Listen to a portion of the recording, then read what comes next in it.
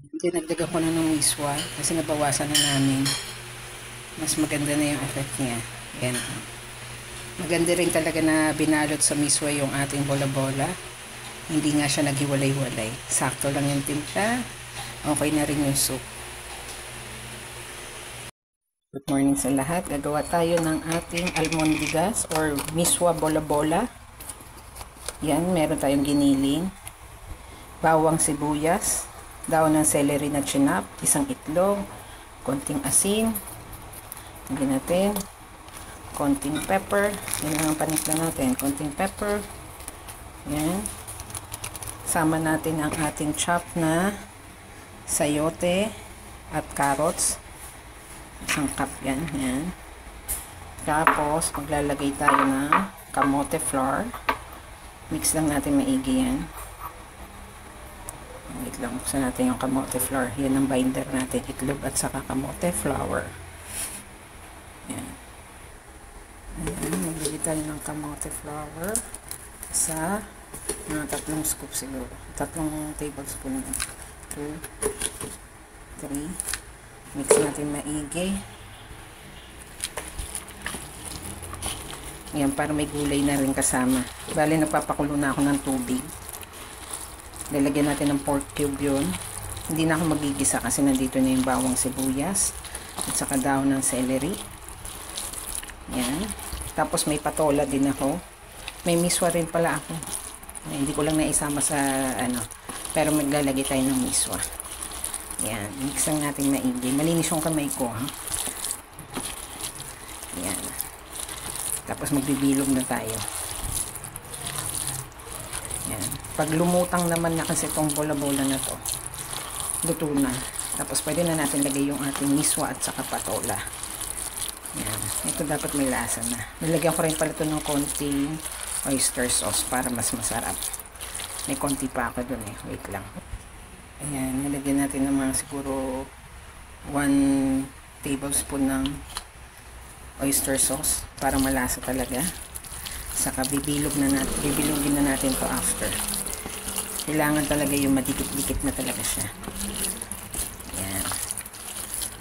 Yan, para may lasa na. Kasi dito na yung kukunin yung lasa eh. Saka dun sa pork cube sa sabaw. Papakulo na tayo ng tubig. Ayan. Ito yung kumukulong tubig natin. Nalagay na natin yung isang pork cube. Ayan. Hayaan lang natin malusaw yan. Diyan natin lulubog yung ating mga bola-bola. Dito naman tayo sa pagsishake ng bola-bola. Ayan. May technique akong natutunan.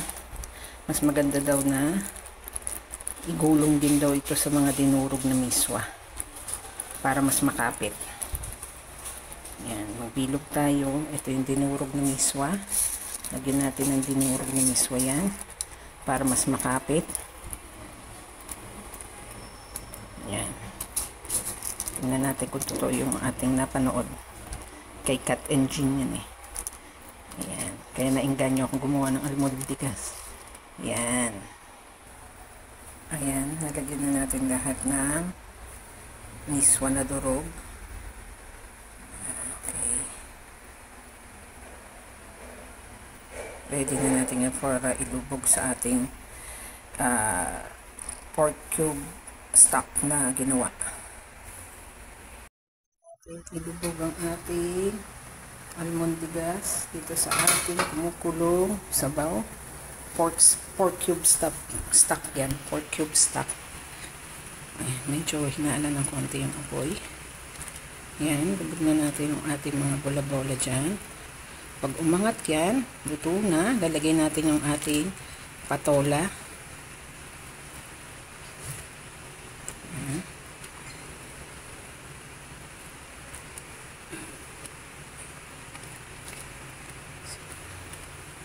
Lagay lang natin lahat.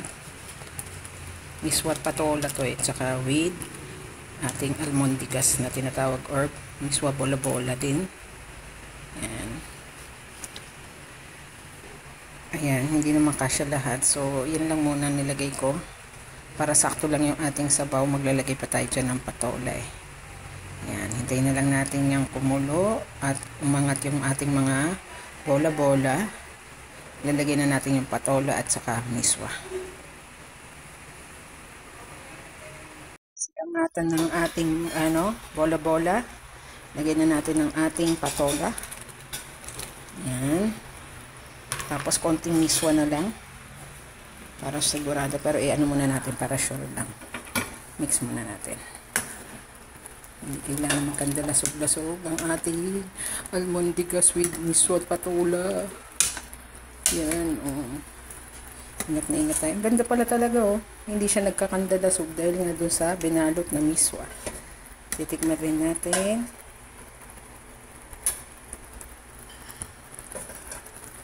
Ayan, kulang na lang siya ng paminta, kaya lagyan tayo ng konti pang paminta. Pero yung lasa, okay na yung sabaw. At syempre, templado naman ng maigi yung ating bola-bola. Kaya, yan, mimix na natin. Hintayin lang natin na maluto pa yung ating patola. Yung miswa, hindi ko na ilalagay.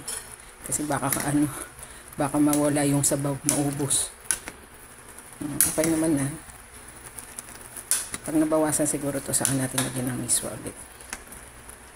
Pero malasa na yung sabaw. Ayan, oh.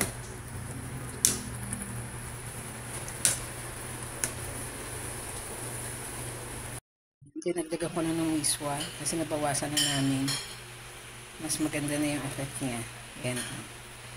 Maganda rin talaga na binalot sa miswa yung ating bola-bola. Hindi nga siya naghiwalay-walay. Sakto lang yung timpla. Okay na rin yung soup.